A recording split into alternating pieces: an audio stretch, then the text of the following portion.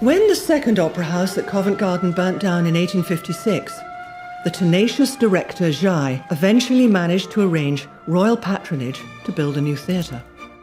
Fortunately for Frederick Jai, in 1858, a new Royal Italian Opera arose on the Covent Garden site, designed by Edward Barry, the son of the architect of the Houses of Parliament, and built for Frederick Jai in just 6 months, incorporating the statues and reliefs from the earlier building. It was initially known as the Royal Italian Opera House. It was built at a time when London was a rich, international metropolis, and when the opera houses around Europe in Italy, France and Germany were mostly grand and ornate, but Barry chose a restrained English neoclassical style in harmony with the Italian flavour of Inigo Jones's Covent Garden Piazza.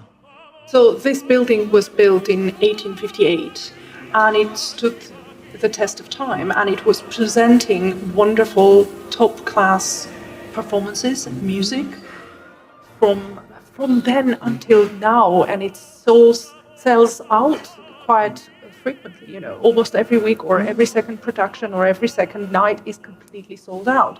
So being part of that, for me, is unbelievable. I don't really quite understand it at the moment. I think later on, when I retire, I would look back and think, wow, those were the days. It's so mighty, so majestic, with such a tradition, not a bit intimidating.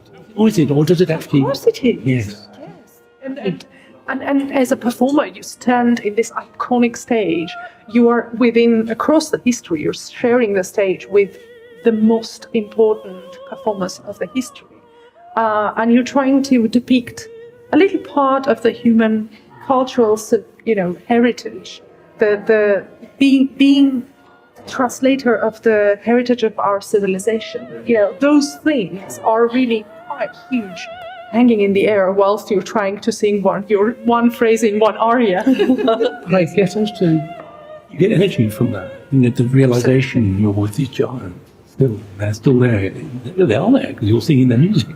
I like to think, every time I have a chance to go on stage, I like to think that those greats who I admired all my life, Marie Callas, Joan Sutherland, they're taking me by the hand because they've been here, they've been doing this once themselves. It was probably quite scary for them too in these days.